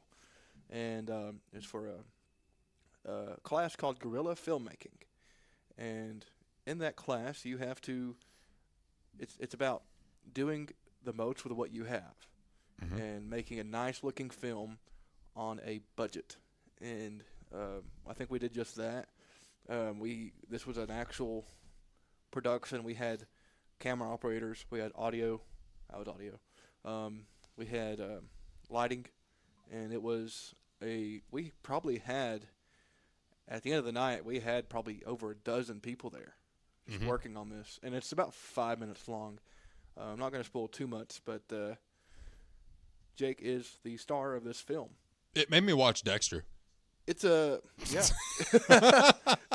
kind of gives off Dexter vibes. But it's I'm not a serial killer. It's a guy that has a radio show, but there may be a little secret behind the microphone. But It's kind of like Dexter, isn't it? Yeah, and we will. Is that where you got the inspiration for that from? I've never seen Dexter, so. You've never seen Dexter? But some of the classmates that we bounced ideas off of may have, and that's where that may have came from. But the original idea of it changed a lot from the beginning to the end of the script writing process. It was going to be something completely different than what we ended up doing. And you've already, obviously the video is posted online. And it's funny because what was the first comment that got put on there? This guy would be really good to hear on the radio. Little do they know. Little do they know. I actually got that comment a couple weeks ago at the drive-thru at a fast food burger place in Knoxville. There has been. Now I went to a drive-thru one time, and I'm thinking, the person that speaking over the mic, like, this guy will be great to hear on the radio. I don't think you were working at this Burger King, but I've never worked fast food. Boy, is I've worked it in restaurants. an Never experience. worked fast food. Fast food is a different beast. Much respect to you. Much respect. I Jake, do not. You don't see have how to this give. has to it. You don't have to say that to me. I worked like a month. Well, it's better than one of my best friends, as a matter of fact, and I'm not going to say his name, but when he went to UT, he decided to get a job at Moe's on the Strip. That's pretty good. He said it was so hot behind that grill and there was so much steam in the restaurant, because there's always steam when you go in there. But he said it was so hot that he made it about 30 minutes to an hour into his shift, went on break, and never went back. Wow. That would be terrible. Yeah. It's like, what would be the worst job to have in sports like that? Sideline reporter. Actually, that's pretty fun. You have a little bit of experience with that, don't you? I got a little bit of experience with it. A little bit of experience. 3 months of experience, actually. That was a fun time. Yeah, I mean, that was my first time doing sideline reporting was this year. I'd never done it before. Take that back. I did it for a baseball game in college. Ah. Yeah, so that was been the only other time that I'd done it. But quite frankly, I did not care about MTSU baseball, and nobody really cared about athletics at MTSU. There's a reason that we all went to UT every chance that we could, because obviously the Vols are more exciting than the Blue Raiders. A little bit, yeah. And because we got shunned on campus for wearing Tennessee orange, acting like Tennessee was the biggest rival of MTSU when they don't even play each other that often. When I say that often, we have played them in football how many times in the past 25 years, Matthew? Once. One time. One time. That's not a rival. Now, another Tennessee school that is a rival, Vanderbilt. And Memphis in basketball. Yes. And the thing is, I wish that Tennessee would play Memphis in basketball more. But after what happened in 2021 with Penny Hardaway basically saying the whole team has COVID like 2.5 hours before tip-off, I don't think that we'll play Memphis again as long as Rick Barnes is our head coach. We didn't play him in football in the past decade or so because there was a chance that Memphis could have came in here and beat Tennessee. Because Tennessee was so bad and Memphis, for whatever reason, just got good at football all of a sudden. Was this the Butch Jones era? Derek Dooley, Butch Jones, really you could even throw the Jeremy Pruitt years in there. But I think I want to take you back to a time, we talk about sports history on this show quite a bit. It's one of my favorite things to talk about because there's so much that a lot of people may have forgotten. Byron Jessica Wolf. I love Moe's. There you go. Hit the stack is no joke.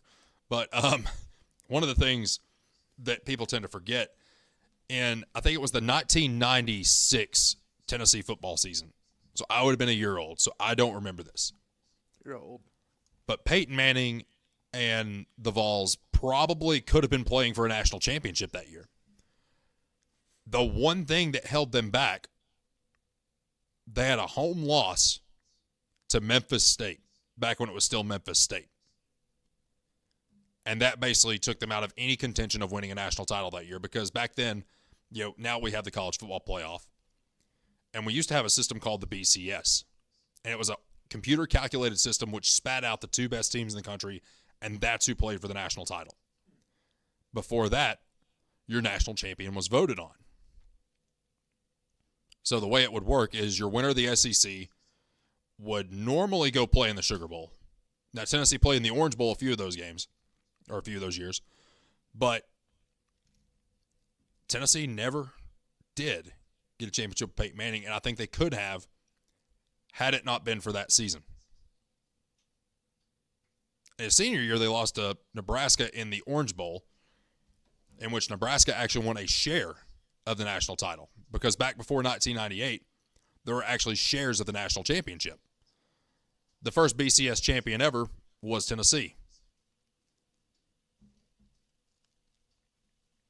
So during that era, Tennessee started it all. Probably could have had another one in 2001. We're going to go over that in a different edition of Jake Miller Sports Talk because there's a lot of people that probably have a lot to chime in about that. Matter of fact, Matthew, I want you to go ahead and make a note in your phone that next week's sports history lesson is going to be on the 2001 Tennessee football team. And just the craziness that went into that year with having to reschedule the Florida game and how everyone thought after we beat Florida, because nobody thought we were going to win, they thought we were going to play Miami in the Rose Bowl.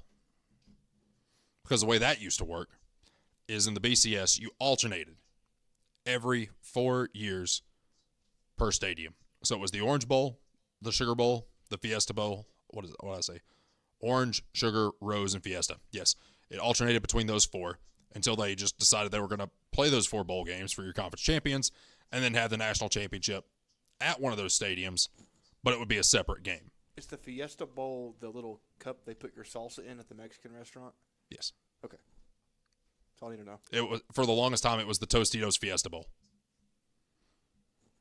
Made sense, right? Yeah. Have you seen some of the bowl games that we have now? Didn't we have isn't there a Pop-Tart Bowl? There is a Pop-Tarts Bowl. That's, okay, I can get behind that. Matter of fact, we're going to look up the craziest bowl games. Everything that can be monetized will be monetized. So there's also the famous Idaho Potato Bowl. That's been around for a minute. That's a legacy. Did you know there is the Snoop Dogg Arizona Bowl? No, I did not. Yes.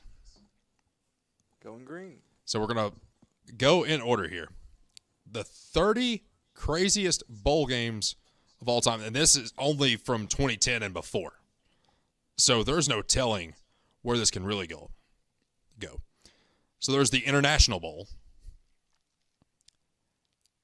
Where's it played? You think it's in Rome? You would think it'd be somewhere crazy. Paris? Paris, Tennessee? It might as well be. It's in Toronto, where they don't care about American football. Okay, well. Back in the day, there was also the Cigar Bowl. Here's the thing. Now, that would never be a thing because you have to be 21 to buy tobacco products now. Right. There was the Rhodey's Humanitarian Bowl, but it was always a matchup of teams like Fresno State and Northern Illinois. There's the Sun Bowl. It was once sponsored by Brute, the cologne. Yeah, okay. Huh. Between 46 and 49, there was the Raisin Bowl. I hope they had free raisins at the concession stand. That would have been cool. There was once a game, it was called the Mirage Bowl. It was Grambling State versus Washington State. Do you want to take a guess at where this was? Washington? No. Where? It wasn't even inside the U.S. or the continent, for that matter. Japan. Yes, actually, it was in Japan. Yes. That is a wild guess. It was at Korakuen Stadium in Japan. Huh. Then there was the Armed Forces Bowl. It's played down in Fort Worth every year. Cool bowl. It was sponsored by Bell Helicopter at one point. There's the Poinsettia Bowl. At one point, Matthew, it was sponsored by San Diego County Credit Union. That's a big sponsorship for a credit union. That's like for the county. Oh, yeah. There might be people that are still probably trying to recover their savings from that. Yeah. There was the Refrigerator Bowl between 48 and 56. The Mercy Bowl. What's their mercy song? It was for a great cause. They raised $200,000 in 1961 for the families of 16 Cal Poly San Luis students who were killed in a plane crash the year before. Oh, wow. Instead of the Papa John's Bowl, there was the PapaJohns.com Bowl. The Compass Bowl. The Bridgeport Education Holiday Bowl. The GoDaddy.com Bowl. The Salad Bowl. The Advocare V100 Independence Bowl. The Fiesta Bowl used to be sponsored by IBM. How does that work? What? That would make more sense if it was like the Computer Bowl. But there was the Glass Bowl. IBM does make chips, which can be in a Fiesta. Okay. Interesting. There's the Monarchy Car Care Bowl. Here's one that probably should have never been allowed. The Bacardi Bowl. Huh? Considering half of the team, probably the majority of the team, was not of legal drinking age. Right. SeaWorld sponsored a bowl one time. GoDaddy.com bowl is still sticking with me. Mm-hmm. That's of course, if you don't know, that's a service where you can buy a website domain name. They had some commercials, I'll tell you that. Yeah. There's the Las Vegas Bowl, the Gotham Bowl. Like as in Batman? Mm-hmm. Okay. There was the GalleryFurniture.com Bowl, the Beef O'Brady St. Petersburg Bowl, the Poulon Weed Eater Bowl. That was a game that Tennessee almost played in at one point because we were so bad. I'm not even joking. Like, there was a point in 2005, we were number 3 in the country starting the season. We ended up finishing 5 and 6, but if we had to beat Vanderbilt that year, we would have been going to the Weed Eater Bowl. It's not a Ryobi. Oh, well. Is it in Milwaukee? No. Well. Matter of fact, that Weed Eater brand, I hadn't thought of it until I saw it on an image the other day. And the craziest bowl name of all time, the Gaylord Hotels Music City Bowl presented by Bridgestone. That is a mouthful. Yes. And there's some weird, things with some bowl games currently. So now we recognize the Peach Bowl as one of the premier games in college football. Before, it was a game you almost didn't want to go to. And it was the Chick-fil-A Peach Bowl after they started allowing sponsorships. Well, then Chick-fil-A paid so much money that it became the Chick-fil-A Bowl. And then finally someone was like, wait a minute, there's some significance to this historical name, the Peach Bowl. Let's bring that name back. So now it's the Chick-fil-A Peach Bowl again. Doesn't Chick-fil-A have peach milkshakes or something? They have Frosted Cokes now. They do. I haven't had one. Have you had one? No, I had the chance to get one, and I passed on it. You know, I'm trying to eat healthier. The thing with Chick-fil-A milkshakes, it's actual milkshakes. Yes. A lot of fast food places, powder. You get a shake. Yeah. You get a shake, not a milkshake. You get a shake. Milkshake actually has ice cream and milk. Kind of like we were supposed to get this monstrous snow this past weekend. Yeah. The great hoax of 2026. And who knows? For this part of the country, at least. Nashville got hammered. Yeah. Our thoughts and prayers go out to those in Nashville. But here in East Tennessee, we didn't really get much. Yeah, we got more than Knoxville. Because when I went to Knoxville, I've been going to Knoxville this week, and it's just nothing. Yeah, there's nothing there. And there's, you're back into snow kingdom. Mm-hmm. Speaking of the weather, speaking of snow, it is looking like we may get some snow this weekend. And this time it'll stick. The ground's cold enough now, it will stick. We could see snow falling starting about daybreak on Friday, and it could snow all throughout the day, all night, Friday night, into Saturday.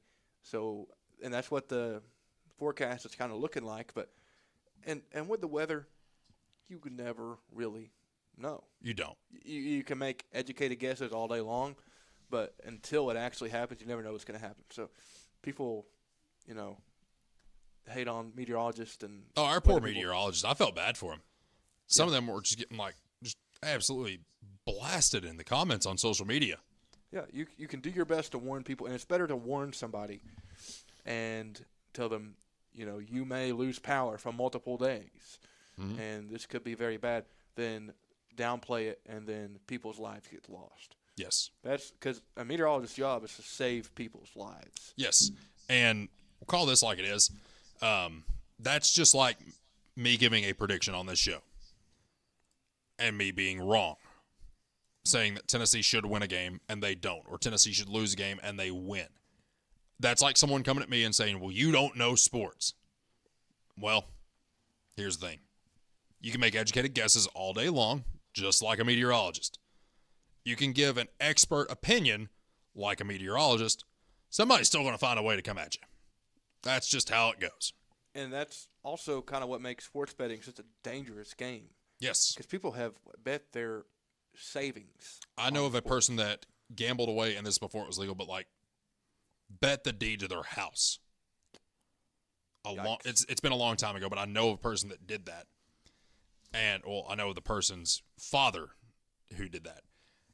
And I just thought about that, and I'm like, how stupid could you be? Like, what would you have got in return on that? If you bet your house, what was the other person willing to give up? 2 houses. I don't know. Could have been. But, that's one of those things, and it is a dangerous game. That's why we give the disclaimer, when we make our picks, that you should proceed with caution because you can go down a dangerous road that you don't want to go down. And who are you going to call? Tennessee Redline, 1-800-889-9789. Yes, I had to say that for years if you did not know. Just happened to remember it, and I figured it'd be good to pass that information along. Speaking of our picks by Slicks, we're going to do that when we return. Matthew, we're going to make some basketball picks. All right. And we're going to have some fun with it. I'm just going to pick against you every time. You might win because during football season, if someone had taken the bets that I had given them and used them throughout the year, they would have lost money. They would have lost the house. They would have lost the house. They would have just lost money. Unless you bet your house, which I hope you never do. Please don't do that. Stay with us. Final segment of the program coming up right here on WLAF. When you think loans, think green and look for us under the big green sign. First National Bank on the 4-lane La Follette. Our hometown staff welcomes you by today. See Brian. Ask for Carrie. Look for Beth behind the counter. Or see Taylor at the drive-thru. First National Bank Oneida. Member FDIC. Equal housing lender. Your family, your future, your bank. First National Bank. Cougar fans, get your First National Bank orange and blue Cougar debit card.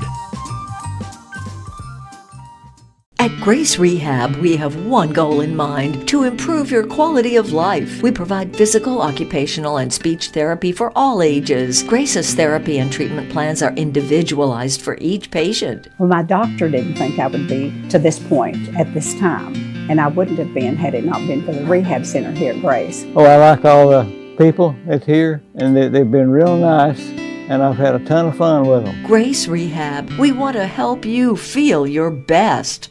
Hi, my name is Amanda Pemberton. I'm a lifelong Campbell County native, former Lady Cougar. I'm a personal lines agent here at Gray Insurance. I would love to help you out with all your home, auto, life insurance, and health needs. We're an independent agency, so we can offer you a wide variety of companies. Come see me and I'll be glad to help you with all your insurance needs. Thanks.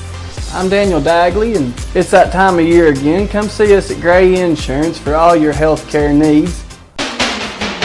If you're looking for quality at bargain prices, look no further than Hammers in Clinton. Family owned and operated, Hammers is there to help you stretch that dollar. Need jeans? Hammers has them. Need boots? Hammers has those. Need something orange for game day? Hammers has that as well. And don't forget to check out their home decor. When you visit Hammers in Clinton, you save money and time with a one-stop shop. And don't forget that RC and moon pie before you leave. Hammers, off the Clinton exit, just past Community Trust Bank.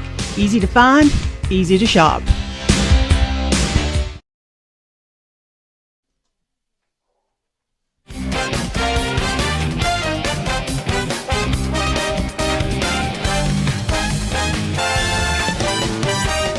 And now, for your complete analysis of all things Campbell County athletics and beyond, it's Jake Miller Sports Talk on WLAF. Final segment of the program.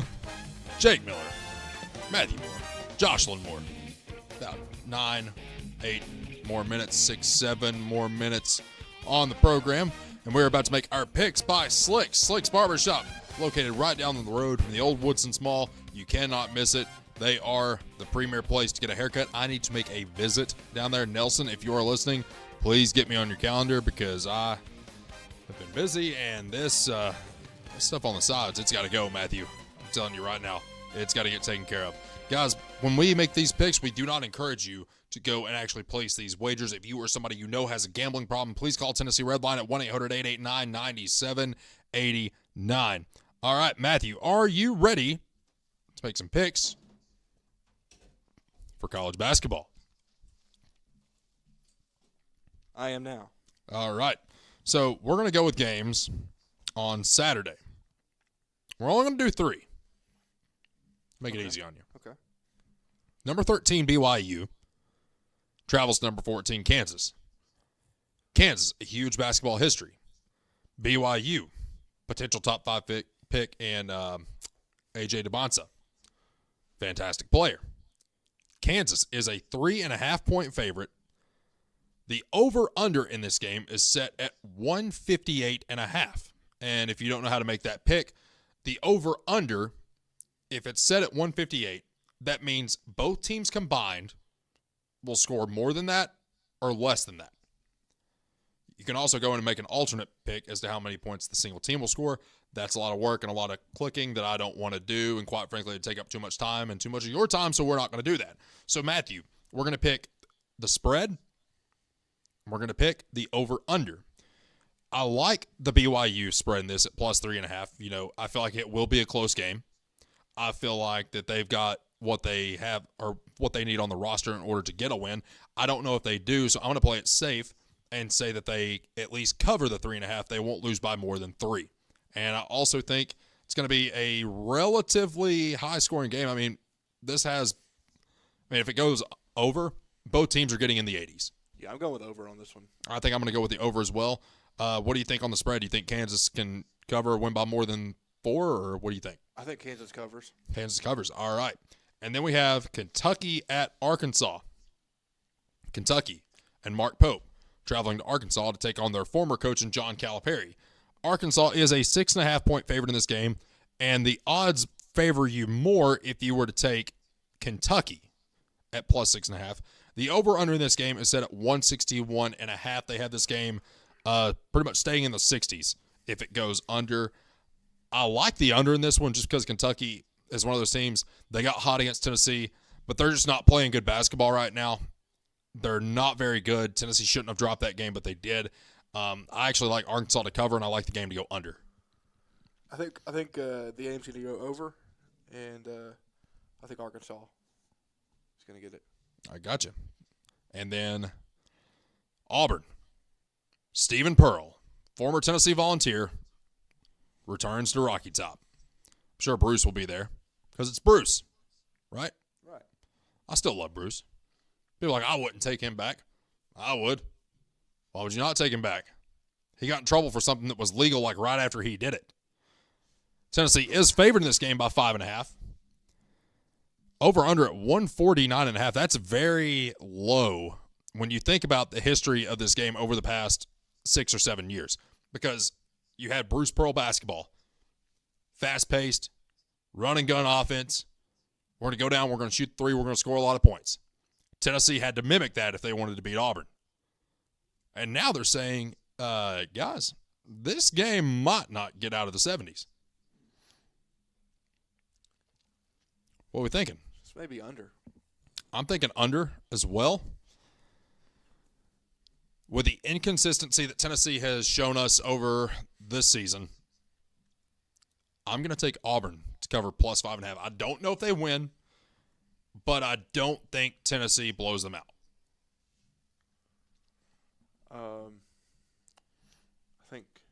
I think Tennessee's going to win.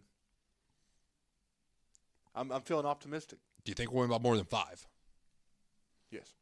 That is your picks by Slicks. Check him out. Down the 4 lane, right down the road from the old Woodsons, right next to the old boot store in La Follette. Go get you a nice fade. I need that fade bad, Matthew. I need it bad, bad, bad. You can book online at their website. That way you don't even have to go in or try to make a phone call and make an appointment. Shane chimes in. Hey, Jake, I'm ready for NASCAR season. I'm ready for NASCAR as well. I actually didn't watch a single race last year, believe it or not. And I love NASCAR, but I did not watch a single race. Joey Logano now has a bald head. I'm sure when NASCAR season comes around, we can get Shane his input on the show. I'm sure he'll be in the comment section ready to keep us up to date. Absolutely, and that's one of the things. Shane does a little blog on the side. Yeah. Called Shane's Lane, and great wordplay. What's that? Great wordplay there. Absolutely, I love it. There might have been some inspiration behind that, and someone might have helped him come up with it, and you might be looking at him on camera right now. Oh, really? Yeah. So I was actually, this is before I worked at the other place, and I was kind of doing my own thing, like online. And he's like, "How can I help you, with your stuff?" I was like, "Well, why don't you start your own thing?" And that's how this came to be. Oh, okay. I did not know that. Mm-hmm. And then I was like, because he would, ask, like, should I do this? Should I do that? And I was finally confident to tell him, like, man, you got it. Run with it. Do it. And he did. He did it well. Yeah. And I'm proud of him for that. Very proud of Shane for the work that he has done over on Shane's Lane. And, one of the things that we're going to be doing over the next few weeks, and, obviously it's going to have to work out with people's schedules, but we're going to be adding a third chair to the program. So it'll be me, it'll be Daniel, and then it will be a guest. And we're going to be reaching out to people in the community that want to be a part of the show. If you want to be a part of the show, feel free to send me a message on Facebook. Feel free to send a message to the WLAF Facebook page, and we will see what we can do about getting you on air here on Jake Miller Sports Talk. Or email WLAF at 1450WLAF.com. And what's your email? My email? I'm trying to think of which one, because my middle name is weird. Well, just email WLAF at 1450WLAF.com. Give us a call, Facebook message. We have a fax machine still. There's lots of different ways you can reach us. Yeah. We want you to get involved. We want the community to be involved, because at the end of the day, my name might be on the show. This might be my show, but I want as much community involvement as we can get on this show, because we love to hear from you. Because at the end of the day, yes, it is my voice that is talking to you, but I am the voice of the people, or I like to think I am. So I want the people to also have their place and have their voice heard on this program.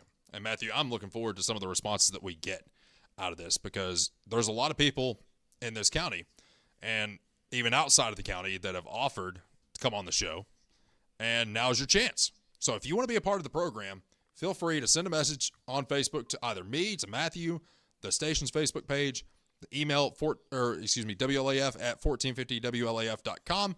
We will see what we can do to make that happen, and that is going to do it for us today. Matthew, thank you so much. Jocelyn, thank you so much. Something else coming up next here on WLAF. Tune in next Thursday for Jake Miller Sports Talk right here on WLAF.